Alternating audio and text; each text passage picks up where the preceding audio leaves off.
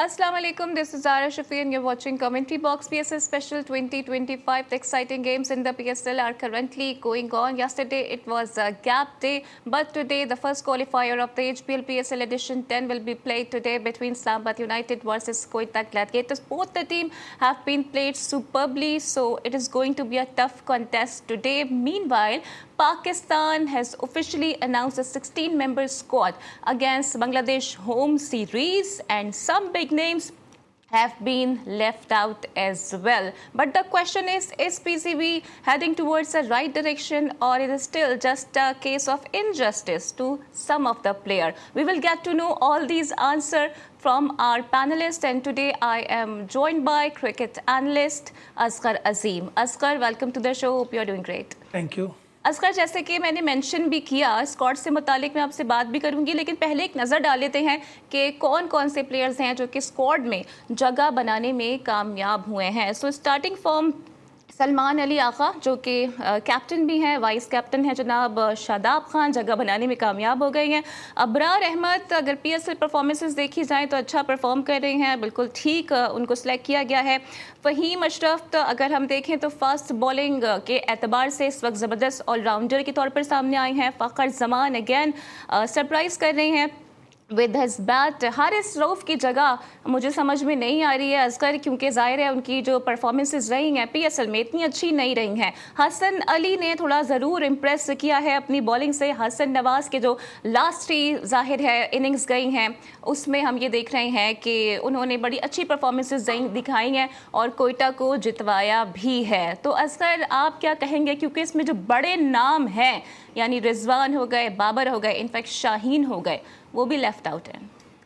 बहुत शुक्रिया ज़ारा। देखिए, टीम का अनाउंस हुआ और मैं समझता हूं कि बांग्लादेश के अगेंस्ट जिस टीम का ऐलान किया गया है कुछ कमी बेशी के साथ आई थिंक ये मुतवाज़िन टीम है, लेकिन आफरीदी का ना होना, अब्बास आफरीदी का ना होना, ये एक सवाल ज़रूर है कि एक अगर वो हमारा पीएसएल का इस वक्त कामयाब तरीन बॉलर है, हसन अली को आप कम बैक हुआ है तो आपके पास सीनियर तजर्बाकार बॉलर आ गया था, तो मेरा ख्याल था कि हारिस को या नसीम शाह को ड्रॉप करके अब्बास को चांस देना चाहिए था। हाँ। इस तरह तजर्बा तो मौजूद था ही आपके पास, लेकिन फिर आफरीदी को भी तजर्बा हो जाता। तो हाँ। देखें, अब ये सिलेक्शन कमेटी तो है नहीं, ये तो कोच की डिमांड पे ही पूरी टीम बनी है, तो अब इसकी बराह रास्त जिम्मेदारी जो है वो हेड कोच पे होगी कि वो इस सीरीज के नताइज को पॉजिटिवली पाकिस्तान के लिए, यानी कि सारी जिम्मेदारी इसकी माइक हसन साहब पर होगी जिन्होंने अभी अभी टीम को ज्वाइन किया है। तो क्रिकेट एनालिस्ट इमरान यूसुफजई भी मुझे ज्वाइन करेंगे। Imran, welcome to the show, hope you are doing great as well. और 16 मेंबर्स स्क्वाड का ऐलान कर दिया है पाकिस्तान अगेंस्ट बांग्लादेश।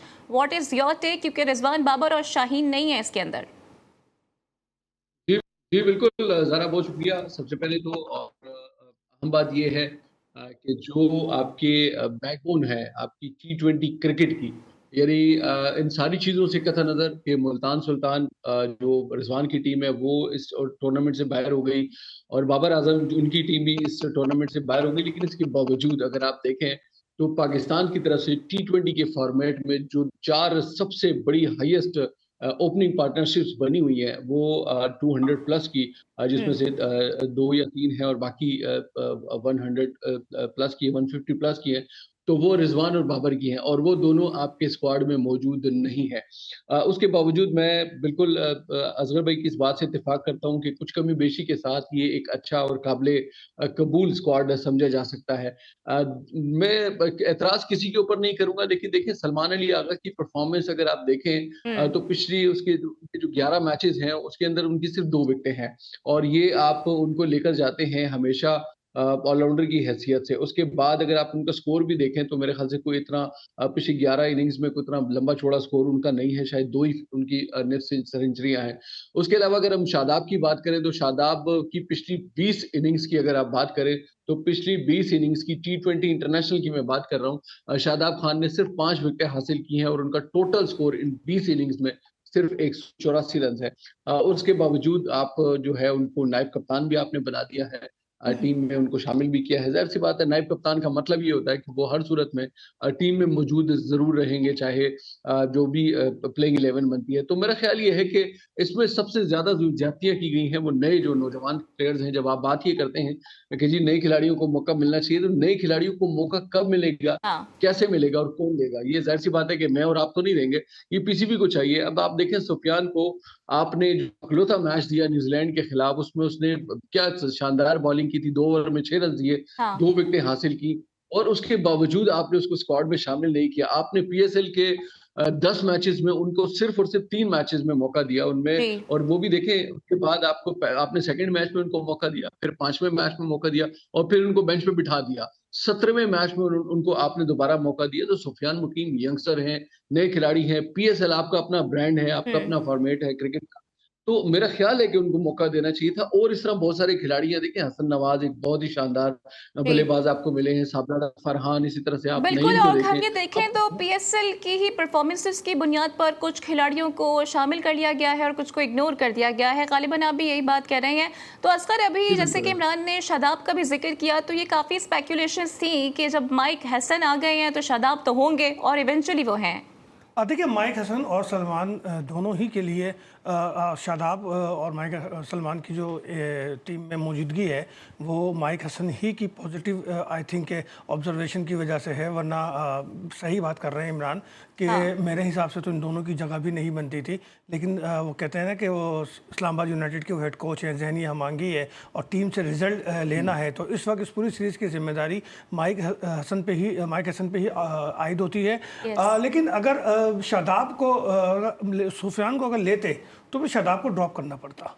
यहाँ ये बात टाई हुई होगी, जहाँ तक मेरा आइडिया है कि अगर सुफियान को हम कंटिन्यू करते हैं तो फिर शादाब का क्या करें। तो ठीक। इसी वजह से वोट जो है वो शादाब को चला गया और सुफियान को एक बार फिर ड्रॉप कर दिया गया। यूँ तो न्यूजीलैंड के अगेंस्ट जिन लड़कों को मौका दिया गया था एक मुश्किल सीरीज़ में, वो 6 या 7 ड्रॉप किए गए हैं और उनकी जगह नए लड़कों को लिया गया है। लेकिन चलें, अब नया तजर्बा एक और है, एक नई सीरीज भी है, नया तजर्बा भी है, नया असगर, हेड लेकिन कोच आप भी नहीं है और समझते कि पाकिस्तान टीम टीम। के अंदर सीनियर जूनियर्स का एक इम्तिजाज होना चाहिए? आप हो या इमरान हो, दोनों यही बातें कर रहे हैं कि कमी बेशी है। इमरान, क्या ये कमी बेशी आप लोग इसलिए कह रही हैं कि रिजवान नहीं है और बाबर नहीं है? देखिए बिल्कुल मैं इस बात पर ज़रूर वो करूँगा, इसलिए कि देखिए आपके पास कॉम्बिनेशन होना चाहिए जूनियर का, सीनियर का आपके पास। और फिर देखिए आपके जूनियर जो हैं, नए खिलाड़ी हैं, वो किससे सीखेंगे? ज़ाहिर-सी बात है, जब सीनियर टीम में मौजूद होंगे तो वो उनसे सीखेंगे, सीनियर मौजूद नहीं है। और फिर देखिए एक चीज़ बड़ी इम्पोर्टेंट है, इंटरनेशनल मैचेज़ का अपना एक प्रेशर होता है, इंटरनेशनल मैचेज़ मैचेज़ का जो है अपना एक जो है ना उसका एक रोब होता है, दबदबा होता है। आप जो पीएसएल खेलते हैं या आप डोमेस्टिक खेलते हैं, उनका अपना एक सिलसिला है। लेकिन जब आप इंटरनेशनल मैच के लिए आप पाकिस्तान का फ्लैग और पाकिस्तान का कलर पहन कर जब मैदान में हुँ। उतरते हैं, फिर तब आपके ऊपर दबाव भी बहुत ज़्यादा होता है, तब आपकी इससे बहुत ज़्यादा उम्मीदें भी होती हैं, और अगर आप उन उम्मीदों के ऊपर पूरा नहीं उतरते, तो ऑब्वियसली फिर ज़ाहिर-सी बात है फिर आपको वापस बेंच पे बैठना पड़ता है। लेकिन मेरा ये ख़्याल है कि इसमें कुछ किसी हद तक जो है वो कम से कम कुछ सीनियर्स को ज़रूर मौका मिलना चाहिए था। सही। हसन अली ने बड़ा अच्छा कमबैक किया है, हसन अली की बॉलिंग, और यकीनन पीएसएल में हमने उनको देखा, बड़े ही धमाकेदार उन्होंने एंट्री की है और बड़ी अच्छी उनकी परफ़ॉर्मेंस थी। इसी तरह फ़हीम अशरफ को भी हम देखते हैं कि उन्होंने भी बड़ा अच्छा कमबैक किया है। तो मैं समझता हूँ कि जूनियर्स और सीनियर्स का एक अच्छा कॉम्बिनेशन होना चाहिए था। कुछ मिसिंग मुझे भी लग रही है, ज़ाहिर-सी बात है, और असगर भाई को भी लग रही है। मुझे यकीन है ज़ारा कि आपको भी फ़ील हो रही होगी कुछ ना कुछ सही। इसमें कमी। अच्छा असगर, मैं देख रही हूँ कि सोशल मीडिया पे ये चल रहा है कि जो टीम हमने बनाई है ना, वो शायद यूएई जो अभी अब मैचेस चल रहे हैं बांग्लादेश के, उससे भी शायद ज़्यादा कमज़ोर नज़र आ रही है। अब देखिए, अब मैं तो इस बात से एग्री नहीं कर सकता क्योंकि यूएई ने तो अभी बांग्लादेश को मैच हराया है, अभी ज़्यादा टाइम भी नहीं गुजरा, मेरा ख्याल है 24 घंटे ही शायद गुजरे होंगे। हाँ। तो ये कह देना कि उससे भी कमज़ोर है, ये तो गलत है। और जो हमारा डोमेस्टिक स्ट्रक्चर जितना भी आप उसको नज़रअंदाज करें, लेकिन वो यूएई से कहीं लाख गुना ज़्यादा बेहतर है। और असल फैसला तो हर ग्राउंड में ही होगा कि कौन सी टीम क्या करती है, क्योंकि बांग्लादेश की टीम मुसलसल कई महीने से मसरूफ़ है और थकन का भी शिकार है। यही वजह है कि वो शायद यूएई से वो मैच हारे हैं। लेकिन मैं समझता हूँ कि जो टीम अनाउंस की गई है, अब इस पर हम और आप सिर्फ बहस कर सकते हैं और पॉइंट आउट कर सकते हैं, लेकिन खेलना तो अब उन्होंने ही है और ग्राउंड में परफॉर्म भी करना है। और लाहौर की विकेट है, लड़कों के लिए वो विकेट भी नहीं है, वो ग्राउंड नया नहीं है, ना ही जो क्राउड नया होगा। तो मेरा ख्याल है कि अब सारी तवज्जो इस सीरीज पे फोकस होनी चाहिए और देखते हैं कि ये सीरीज किसके नाम रहती है, क्योंकि लास्ट टाइम बांग्लादेश जब आई थी तो तजर्बा अच्छा नहीं था। बिल्कुल जनाब, टीम तो सामने आ गई है। अब देखते हैं कि इसमें से जो 11 खिलाड़ी हैं वो होंगे, क्योंकि बेशतर हमें इसमें ओपनर्स भी नज़र आ रहे हैं और अभी से क्रिटिसिज्म भी काफ़ी ज़्यादा शुरू हो गया है। तो अभी मुझे ब्रेक के लिए कहा जा रहा है, ब्रेक के बाद जब वापस आएंगे तो आज के पहले क्वालिफायर से मुतालिक भी बात करेंगे। So stay tuned with us.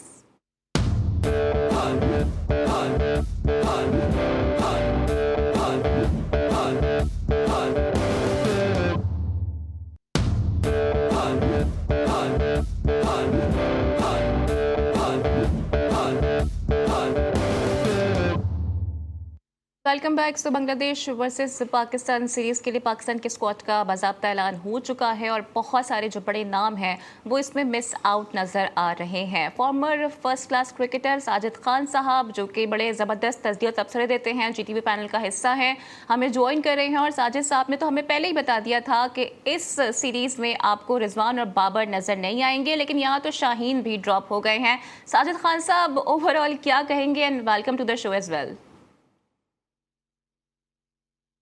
बहुत शुक्रिया ज़ारा, आपको, असगर भाई को और ज़ईद को बहुत अस्सलाम वालेकुम। पूरी दुनिया में जीटीवी देखने का, प्रोग्राम पसंद करने का बहुत शुक्रिया। यकीनी तौर पर पाकिस्तान वर्सेस बांग्लादेश जो सीरीज खेली जा रही है, पाकिस्तान क्रिकेट टीम के जो साबिक कोच हैं और मौजूदा चीफ सेलेक्टर हैं, 4 दिन पहले मेरे अपने जराए बताते हैं, असगर भाई इसको सेकंड करेंगे, ने अनाउंस कर दी थी। जो हेड कोच नए बने थे, जो नेशनल क्रिकेट एकेडमी में उनसे मुलाकात हुई, तो ये माइंड सेट वो कर चुके थे। जो पाकिस्तान के जो हेड कोच हैं और साबिक चीफ सेलेक्टर हैं, तो उन्होंने आकिब जावेद साहब ने, जो मेरे अपने जराए बताते हैं, ये टीम उस वक्त जहन बना के उन्होंने 15 की टीम बना दी थी। तो हेड कोच का इनपुट भी शामिल है, मगर जो कुछ हल्के ये बता रहे हैं, जो मौजूदा हेड कोच है वो रिजवान को भी और बाबर को भी खिलाना चाहते थे। तो ये सवाल ये पैदा होता है, लगमिया फिक्रिया है, ठीक है, रिजवान और बाबर की कारकर्दगी उस तरह की नहीं थी जिस तरह की पाकिस्तान क्रिकेट टीम में शाहीन शाह अफरीदी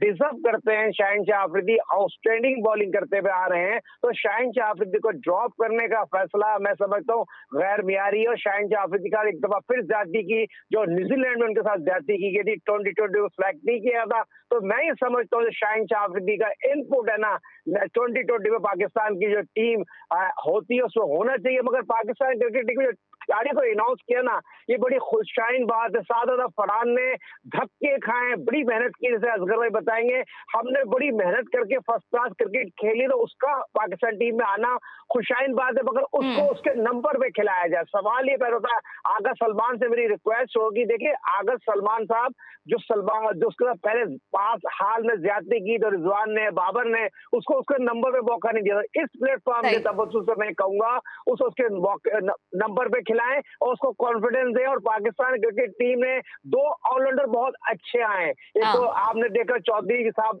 जो पाकिस्तान सुपर लीग में बड़ी आउटस्टैंडिंग करती दिखाते हुए, हसन अली का बहुत अच्छा कमबैक हुआ है, और या अब्बास आफरीदी ने आउटस्टैंडिंग बॉलिंग की। तो ऐसे बॉलर भी पाकिस्तान टीम में। ठीक है साजिद खान साहब, ऑलराउंडर्स पे भी मैं आपसे बात करूंगी, लेकिन स्पेसिफिकली मैं चाह रही हूँ कि रिजवान और बाबर से मुतालिक जरा क्लैरिफिकेशन आ जाए। तो इमरान, मुझे ये बताइएगा कि जैसे कि साजिद खान साहब भी कह रहे हैं, असगर अजीम ने भी कहा कि माइक हसन चाहते थे कि रिजवान और बाबर हों, लेकिन वो दोनों नहीं हैं। क्या कोई कॉन्स्पिरेसी हुई है इन दोनों के अगेंस्ट? क्योंकि रिजवान ने तो अभी रन भी बना दिए थे, ऑल दो टीम हार गई थी उनकी। जी बिल्कुल, देखिए उन्होंने पहले मैच में सेंचुरी की है, उसके बाद भी 50s की हैं, और इसी तरह से बाबर आजम भी अच्छा खेले हैं, उन्होंने कमबैक करने की कोशिश की है, और 1-2 इनिंग्स उनकी बहुत अच्छी थी, बड़ी जानदार सी इनिंग्स थी, और कुछ मैचेस भी उन्होंने जितवाए। लेकिन सही बात यह है कि ये एक सवाल उठता तो ज़रूर है कि ऐसी क्या वजह है कि वो 2 खिलाड़ी के जिनके क्रेडिट के ऊपर पाकिस्तान की T20 इंटरनेशनल हिस्ट्री की 4 बड़ी ओपनिंग पार्टनरशिप्स उनके क्रेडिट पर मौजूद हैं, और उसके बावजूद अगर वो T20 के फॉर्मेट में बांग्लादेश के खिलाफ मौजूद नहीं है, तो यकीनन ये एक सवालिया निशान तो उठता है। तो फिर इसके ऊपर हम यही कह सकते हैं, और मेरे ख्याल से असगर भाई भी इसको सेकंड करेंगे, साजिद भाई भी, कि फिर किसी की पसंद नापसंद हो सकती है। हो सकता है कि किसी को जो बाबर और रिजवान का खेलना पसंद ना हो, या किसी एक का, या फिर दोनों का। लेकिन जाहिर सी बात है, इसके नताइज जो है वो आपको आने वाले दिनों में नजर आएंगे, इसलिए कि जब आपकी टीम में इस तरह की रिफ्ट्स होती हैं, ये जो चीजें हम मेरे ख्याल से 2009 बल्कि शायद उससे भी पहले से देख रहे हैं। इन सारी चीजों के नताइज आपकी टीम की परफॉर्मेंस के ऊपर भी पड़ते हैं, आपके खिलाड़ियों की जो इनफरादी कारकर्दगी है उनके ऊपर भी पड़ते हैं, टीम की मजमूई कारकर्दगी के ऊपर भी पड़ते हैं। तो जाहिर सी बात है, जब इस तरह की चीजें होंगी, और ये चीजें तो हम ड्रेसिंग रूम के अंदर की बातें जो बाहर निकलती हैं, तो ये चीजें तो हम देख रहे थे, 2024 का वर्ल्ड कप हो, उससे पहले का हो, 2019 की जो चैंपियंस ट्रॉफी हो, या उससे पहले के मैचेस हो, या इंटरनेशनल इवेंट हो, तो उसमें ये चीजें नजर आती हैं। फिर खासतौर पर 2024 के वर्ल्ड कप की अगर मैं बात करूं, तो उसमें तो आपको वो चीजें सारी आपको ग्राउंड पे नजर आती रही, इन खिलाड़ियों के दरमियान किस तरह एक दूसरे के साथ जो है वो इनकी बातचीत नहीं थी, और किस तरीके से ये एक दूसरे के साथ खफा थे, या बिल्कुल, ये बड़ा वाज़ेह था कि रिफ्ट बाकायदा तौर पर मौजूद थी। असगर, तो आपको क्या लगता है कौन है जो नहीं चाहता कि बाबर और रिजवान नहीं खेलें? साजिद भाई लाइन पर है ना? हाँ साजिद भाई, क्या टीम आकिब जावेद ने बनाई है? जी असगर भाई, टीम आकिब जावेद ने बनाई है ये? जी जी जी जी जी जी जी आकिब जावेद का इनपुट 100 किस हैसियत से बनाई आकिब जावेद ने ये टीम? आकिब जावेद तो अब सिलेक्शन में है ही नहीं, वो तो एकेडमी के हेड हैं। नहीं, एकेडमी के हेड तो आप ये देखें ना, पहले तो मुझे ये बताइए, अभी तो एकेडमी के हेड है ना, तो एकेडमी में ही मैंने तो अपना ये तक बता दिया, एकेडमी मेरे जराए बताते एकेडमी में मुलाकात दी, और आकिब जावेद की मुशाहदत से ये टीम बनी, और जिस तरह के हालत चल रहे थे रिजवान और आकिब जावेद साजिद भाई, मुशावरत अलग चीज है, टीम बनाने की जिम्मेदारी किस पे आयद होगी? हेड कोच पे, माइक हैसी पे, या आकिब जावेद पे, या मोहसिन नकवी साहब पे? टीम जो अनाउंस हुई है इसकी जिम्मेदारी कौन लेगा? हेड कोच ही लेगा ना, सिलेक्शन कमेटी तो है ही नहीं। मुशावरत पूरी दुनिया से करें, सबसे करें, लेकिन अभी जो टीम बनाई है इसकी जिम्मेदारी कौन लेगा? अभी तो आकिब जावेद जो मेरे अपने जराए बताते हैं, जराए को छोड़ दे, ऑफिशियली बात करें, टीम की जिम्मेदारी कौन लेगा? सिलेक्शन कमेटी नहीं है। मैं पूरी दुनिया से मशवरा करूं, टीम मैंने अनाउंस की है, टीम मैंने बनाई है, मैंने आपसे ही मशवरा किया, मैंने सलमान से भी, अली सलमान से ही मशवरा किया, मैंने ज़ारा से ही मशवरा किया, टीम मैंने अनाउंस की है, सिलेक्शन कमेटी नहीं है। जिम्मेदारी किस पर आयद होगी? देखिए, हेड कोच यकीनी तौर पर टीम ग्राउंड में खिलाएगा। बाहर जो 15 की टीम है, जो मौजूदा सिलेक्टर जो अभी रिजाइन नहीं करे वो, और साबिक चीफ सिलेक्टर, सिलेक्शन कमेटी नहीं है सिलेक्शन कमेटी। यही बात तो आपको समझाना चाह रहा हूं, सिलेक्शन कमेटी नहीं है। इस टीम की जिम्मेदारी हेड कोच पर है। हम सीरीज हारे जीते, एक मैच हारे एक मैच जीते, तमाम तर रिस्पॉन्सिबिलिटी हेड कोच की है। हेड कोच ने जो कहा था कि मैं अपनी मर्जी की टीम बनाना चाहता हूं, मैं अपनी मर्जी के लोगों को लाना चाहता हूं, उसने पहले ही सीरीज में वो काम कर दिया। जहां तक बाबर की और रिजवान की बात है, तो उसके लिए बैक डोर से कुछ लोगों ने अपना रोल अदा किया और माइक हसी के माइंडसेट को चेंज करने की कोशिश की, जिसकी वजह से उसने 2 दिन पहले ये बयान दिया कि हम उन लोगों को, उन लड़कों को मौका देंगे जिन्होंने परफॉर्मेंस दिया हो और जिनको हम देख सकते हैं कि लॉन्ग टाइम परफॉर्मेंस दे सकते हो। लेकिन आकिब जावेद पे इल्जाम लगा देना, आकिब ये कह देना कि आकिब जावेद ने जो है उस टीम को बनाई, सर मैं तो इसके हक में नहीं हूं। नहीं, आपके हक में हो ना हो, मेरे पास जो तो आपके में कहने का फर्क नहीं पड़ता ना। मुशावरत टीम ऑफिशियली नहीं है, ऑफिशियली मुशावरत नहीं है साजिद भाई। पहले मेरी बात सुन ले, मेरा वक़्त सुन ले, आप मेरी बात सुने, आप मेरी बात सुन ले। हेड कोच ग्राउंड में है, हेड कोच चीफ सिलेक्टर नहीं है। चीफ सिलेक्टर यकीनी तौर पर अभी भी आकिब जावेद का रोल है। नहीं है, आकिब जावेद का रोल नहीं है, अनऑफिशियल तो कुछ भी कर सकते हैं, रिजवान बाहर नहीं होते। अच्छा जी, रोल है या रोल नहीं है इसका अंदाजा तो हमें हो जाएगा जब ये मैचेस शुरू होंगे और जब परफॉर्मेंसेज होंगे उस पर सवालात भी उठेंगे, क्योंकि अभी से सिलेक्शन पर सवालात उठना शुरू हो गए हैं। तो ब्रेक के लिए मुझे अभी कहा जा रहा है, वापस आएंगे तो आज के क्वालिफायर्स से मुतालिक भी बात करेंगे, इमरान को भी शामिल गुफ्तगू करेंगे, but right after this break.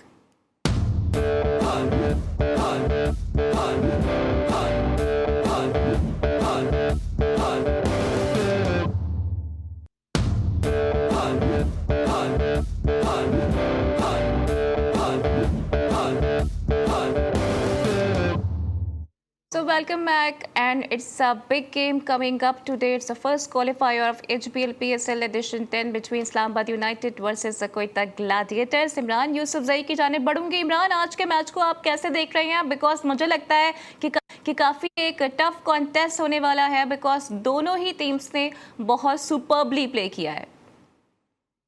हाँ जी, बिल्कुल यकीनन अच्छा खेला है दोनों ने। और मेरा ख्याल है कि बल्कि इस्लामाबाद यूनाइटेड की टीम तो बहुत ही अच्छा खेली। पहले मैच से लेके 22वें मैच तक वो मुसलसल जो है वो इस पॉइंट्स टेबल को टॉप करती रही, लेकिन 23वें मैच में जब वो क्वेटा ग्लेडिएटर से हारी उसके बाद उसकी जो है पोजीशन थोड़ी सी डाउन हुई।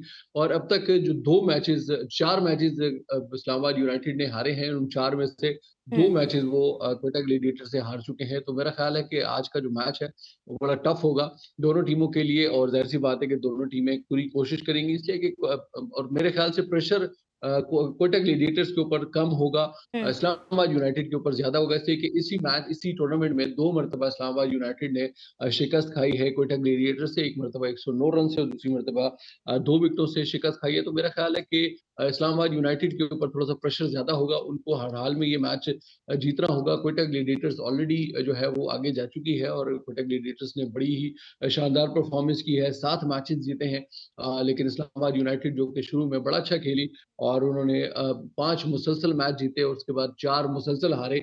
तो आखिरी जो 10वां मैच था उसमें ये लग रहा था कि शायद 10वां मैच अगर वो हार गए तो 5-5 से इनका स्कोर बराबर हो जाएगा, लेकिन बहरहाल उन्होंने अच्छा परफॉर्म किया और आखिरी मैच उन्होंने जीता। तो मैं ये समझता हूँ कि अच्छा मैच होगा, टफ मैच होगा, लेकिन मेरा ये ख्याल है कि क्वेटा ग्लेडिएटर्स के मुकाबले में इस्लामाबाद यूनाइटेड के ऊपर प्रेशर इस मैच को जीतने का ज्यादा होगा। तो असगर, आपको क्या लगता है कि आप भी इत्तेफाक करेंगे इमरान से कि क्वेटा को एज है इस्लामाबाद पर? हाँ, इस लिहाज से तो बिल्कुल है कि चूँकि 2 मैच इसी इवेंट में इसने मारे हैं इस्लामाबाद को, और इस्लामाबाद प्रेशर में जाने के बाद वापस आए। जिस तरह कोयटा शुरू में दबाव में गया था और सरफराज के एक बयान के बाद जब वो खुद जो है अपने कप्तान की वकालत करने के लिए सामने आए, तो उसके बाद कोयटा ने कमबैक किया और फिर कोई मैच नहीं हारी। एक मैच उनकी जो है वो अनकम्प्लीट ज़रूर रहा, लेकिन इस्लामाबाद चूँकि दिफाई चैम्पियन भी है, इसका भी उस पर दबाव है। और जिस तरीके से वो वापस इवेंट में आए हैं, तो मेरा ख्याल है दोनों टीमें हम पल्ला है, एक अच्छा मैच देखने को मिलेगा। कोयटा के पास जो है यकीनन बैटिंग में उसको एज हासिल है और अब तक वो अपने बैटिंग के पावर पे डिपेंड करते हुए यहाँ तक पहुँचे हैं। तो इस्लामाबाद का इशू ये है कि उसके बॉलर्स के साथ साथ अब उसके बीटर भी इनफॉर्म है। तो मेरा ख्याल है शायकीन क्रिकेट को एक अच्छा मैच मिलेगा, लेकिन ये याद रहे कि जो जीतेगा वो फाइनल में जाएगा और हारने वाली टीम को जो है डायरेक्ट टिकट टू फाइनल है। जी हाँ, और हारने वाले को एक एज होगा कि वो एलिमेंट्री 2 में जो है वो एलिमेंट्री फर्स्ट के जो लूजर है उससे विनर है उससे वो खेलें। सही, यानी कि उसके लिए फिर अगर मगर वाली सूरत हाल रह जाएगी। इमरान, आपको क्या लगता है कि टॉस जीतकर आज क्या करना चाहिए टीम को, और इन केस अगर कोयटा टॉस जीत जाता है तो क्या सऊद शकील को ऐसा ओपनर आना चाहिए? देखिए, वो ये तो ज़ाहिर सी बात है, वो कप्तान है और आपको पता है कि कप्तान जंगल के बादशाह होते हैं। असगर भाई भी पेशावर एक दफ़ा आए थे हमारे साथ मैच खेलने के लिए, तो ये भी अपनी टीम के कप्तान थे। कप्तान की मर्जी होती है, ज़ाहिर सी बात है वो अपनी मर्जी से खेलेगा। लेकिन बहरहाल सऊद शकील की ओवरऑल परफॉर्मेंस इतनी बुरी नहीं है। मेरा ये ख्याल है कि अगर उनके पास और भी ओपनर्स के अच्छे ऑप्शंस हैं, लेकिन बहरहाल अगर वो खुद भी आना चाहते हैं, तो मेरा ये ख्याल है कि कोयटा ग्लेडिएटर्स आज टॉस जीतने के बाद बैटिंग करेगी, इसलिए कि उनकी बैटिंग की जो सलाहियत है वो बड़ी ठीक-ठाक है, बड़ी शानदार है। इवन उनकी बॉलिंग भी अच्छी है। वो अगर 250 या मतलब 200 प्लस का स्कोर जो है वो बनाते हैं, तो फिर उसके बाद उनके लिए इस्लामाबाद को रोकना जो है वो कदरे बेहतर होगा, आसान होगा, इसलिए कि उनके पास बॉलिंग भी अच्छी है। दूसरी जानिब इस्लामाबाद यूनाइटेड की भी कोशिश ये होगी कि अगर वो टॉस जीते हैं तो वो पहले बैटिंग करें, ताकि कोयटा ग्लेडिएटर्स को वो एक बड़ा स्कोर शुरू में ना करने दें, और उनकी भी कोशिश यही होगी। और फिर सबसे इंपॉर्टेंट चीज़ इस आज के मैच में जो पावर प्ले है, जैसे कि अजहर भाई ने भी बताया कि पावर प्ले की बुनियाद पर कोयटा ग्लेडिएटर्स की टीम बड़ी यहाँ तक पहुंची है। तो आज का जो मैच है इसमें पावर प्ले बहुत ज्यादा इंपॉर्टेंट होगा, इसलिए कि जो भी टीम पहले बैटिंग करेगी पावर प्ले काफी एसेंशियल होगा, आप यही कह रहे हैं। लेकिन असगर, जहाँ तक मुझे याद है, जो अभी लाहौर में मैचेस हुए थे ना, तो बैटिंग में काफी ज्यादा प्रॉब्लम्स हो रही थी और हाई स्कोरिंग मैचेस भी वहां पर बहुत ज्यादा नहीं हुए हैं। तो आपको नहीं लगता कि जो बॉलर्स होंगे उन पे काफी जिम्मेदारी होगी आज? नहीं, बॉलर्स पे तो हमेशा ही जिम्मेदारी होती है, लेकिन T20 फॉर्मेट ही बैट्समैनों के लिए है। वहाँ बेनिफिट सारा बैट्समैनों को ही हासिल होता है। बॉलर्स तो बहुत ही तगदो करते हैं, बड़ी मेहनत करते हैं, और बहुत कम बॉलर ऐसे होते हैं जो कि 7 या 8 के एवरेज में जो है अपने 4 ओवर मुकम्मल कर पाते हैं। लेकिन जो हाई स्कोर के मैच है, तो यकीनन शुरू में PSL बहुत फीका फीका चल रहा था, हाई स्कोर मैचेस नहीं हो रहे थे, लेकिन फिर बाद में हुए और कोयटा को ये एजाज़ भी हासिल हुआ कि उसने PSL की तारीख का सबसे हाई स्कोर जो है वो उसने किया, और उसका फ़ायदा जो है कोयटा को मिला, और उसके बेटे जो इन्फॉर्म हुए। और फिर उस मैच के बाद से हमने देखा कि कई मैचेस जो है वो हाई स्कोर पे गया। लास्ट मैच जो इस्लामाबाद ने जीता वो भी 250 का था, और इस्लामाबाद। सही है, आपने अभी कहा कि शुरू में जब PSL मैचेस शुरू हुए तो ज़रा फीका फीका मज़ा था, उसके बाद फिर ज़रा छक्के चौके लगे तो मज़ा दोबारा हो गया। लेकिन एक प्लेयर हैं पाकिस्तान के साबिक, जो कि दानिश कनेरिया की, गालिबन असगर में बात कर रही हूँ, छक्के लगाने की कोशिश करते हैं लेकिन बैकफायर हो जाता है। तो भारत नवाजी भी अब किसी काम नहीं आई है। जयपुर के स्टेडियम की गैलरी में से उनकी तस्वीरें निकाल दी गई हैं। What's your take Asghar? मैं तो यही कहूँगा कि अपने मरकज़ पे चलने के सलीका सीखो, संगे मरमर पे चलोगे तो फिसल जाओगे। दानिश कनेरिया, आपने वही काम किया। आप अपने वतन से दूर हुए, अपने वतन की ही बुराइयां करने लगे, अपने वतन से ही वतन दुश्मनी पे उतर आए। आप अपने ही खिलाड़ियों पे, अपने ही लोगों पे आपने जो तनकीद के नश्तर चलाए थे, तो आपने देखा कि जिस मुल्क को, दुश्मन मुल्क को आप अपना वतन गालिबन मानते हैं, वहाँ आपके साथ जो सलूक हुआ वो सबक है आपके लिए भी, और उन तमाम लोगों के लिए भी, उन तमाम बोनों के लिए जो सोशल मीडिया पे बैठकर पाकिस्तान मुखालिफ बयानियाँ बना रहे हैं। तो मैं अब भी यही कहूँगा कि अपने वतन पे रहें, अपने लोगों पे रहें, और अपने वतन की बात करें। सही है इमरान, तो सबक तो मिल गया है दानिश कनेरिया को, लेकिन क्या वो लेसन लर्न करेंगे? देखिए, अगर कर लेंगे तो अच्छी होगी बात उनके लिए और फायदे में रहेंगे, और नहीं करेंगे तो जाहिर सी बात है पाकिस्तान को, पाकिस्तान के लोगों को, पाकिस्तानी क्रिकेट को कतन कोई फर्क नहीं पड़ता। देखें, हमारे हमसायों ने एक एडवेंचर करने की कोशिश की और उनका ये ज़ोन था कि शायद हम कोई बड़ी कोई जो है तीर मार लेंगे, लेकिन उनको अंदाजा नहीं था कि उन्होंने जो 3 दिन में कुछ नहीं कर सके, हमने 3 घंटे के अंदर उनका वो हाल किया कि वो अगले 3 साल तक, बल्कि शायद 30 साल तक याद रखेंगे। इसलिए कि उनके गमो गुमान में भी नहीं था कि उनके जो बिल्कुल अरबों इमरान, रुपए के आपका जो पॉइंट आ सफेद गया हैं वो है, शायद और गिरेंगे। भारत ने दानिश कनेरिया को आजमा दिया है, लेकिन दानिश कनेरिया जो कि अभी भी बहुत ज़्यादा एक्सपेक्टेशन शायद रखते हैं, क्योंकि मैं ये देख रही थी कि जो वहाँ इंडियंस है ना, वो तक ये कह रहे हैं ये अपने मुल्क के नहीं हुए तो हमारे कैसे होंगे। कुछ मजीद भी गुफ्तगू करेंगे, but right after this break.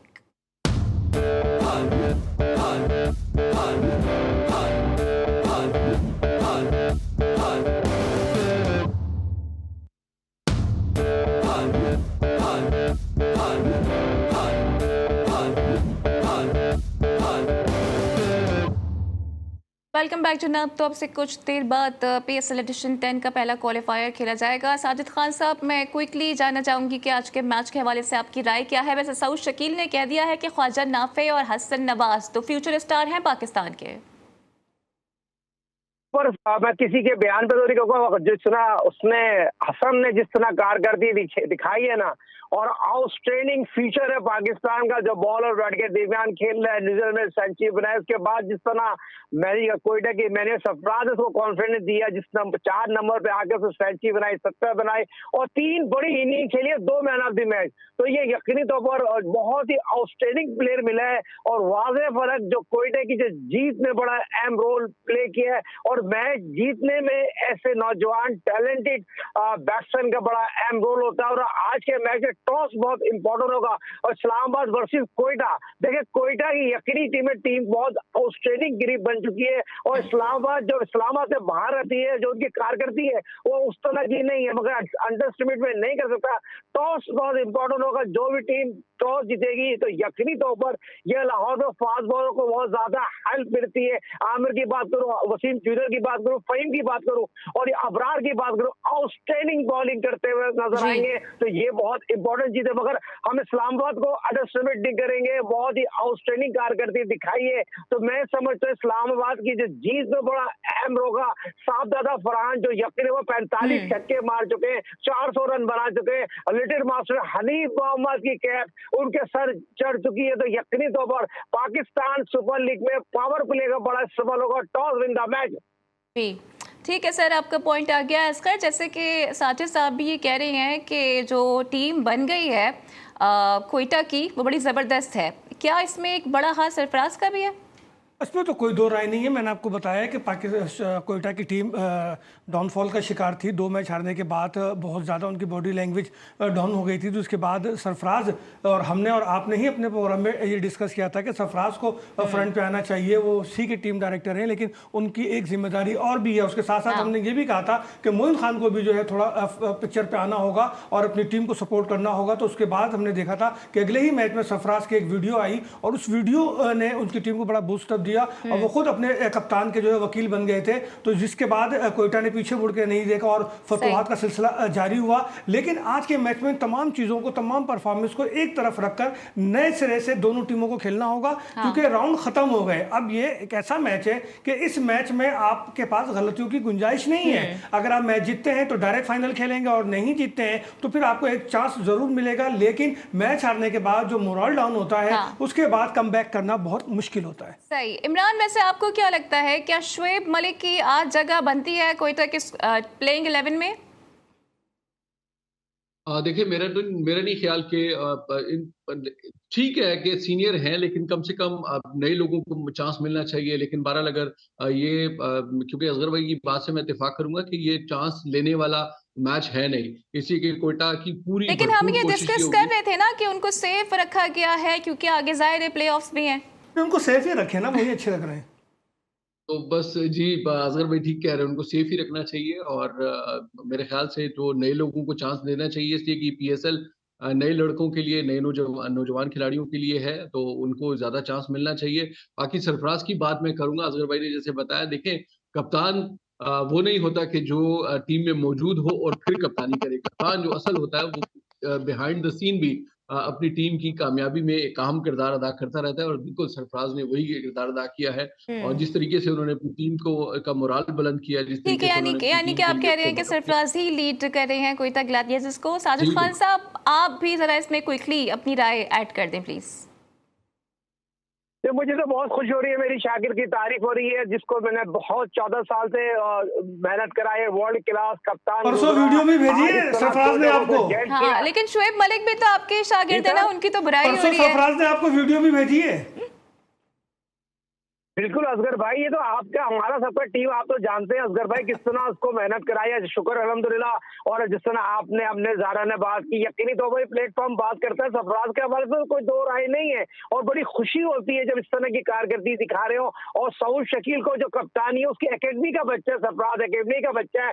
अगर सऊद शकील की 2 मैच की कारकर्दगी देख लेना, वो उस तरह की कप्तानी नहीं थी। जैसे असगर भाई ने बात की, बहुत इंपॉर्टेंट बात की, जब उसको अपने कप में बिठा के चाय पिलाई ना, चाय पिला के उसको एक बात समझा दी, छोड़ दो ये दूध वाले की बात है। सरफराज अपनी माइंड से उसको समझाया और इस पे चलना है। तो आज उसकी कारकर्दगी देख ले, कप्तानी बहुत इंप्रूव की है 2 मैचों के बाद, तो यकीनी तौर पर बड़ा ठीक है। यानी कि आप कह रहे हैं कि कोयटा की जो परफॉर्मेंसेज हैं वो जाहिर है इंडिविजुअल परफॉर्मेंसेज नहीं है, लेकिन कुछ वो अच्छा परफॉर्म कर रहे हैं बिकॉज ऑफ सरफराज अहमद है। सर, आपका पॉइंट आ गया है। मेरे साथ मौजूद थे असगर अजीम, इमरान यूसुफजई और साजिद खान साहब। आप तीनों का बहुत शुक्रिया। और आज का मैच मुझे लगता है कि काफ़ी ज़्यादा टफ कॉन्टेस्ट होगा एंड क्रिकेट फैंस को आज का मैच बहुत ज़्यादा पसंद आएगा। तो इसके साथ ही मुझे दीजिए इजाज़त। कल होती है आपसे फिर मुलाकात, same time same place. Till then take care, अल्लाह हाफिज़।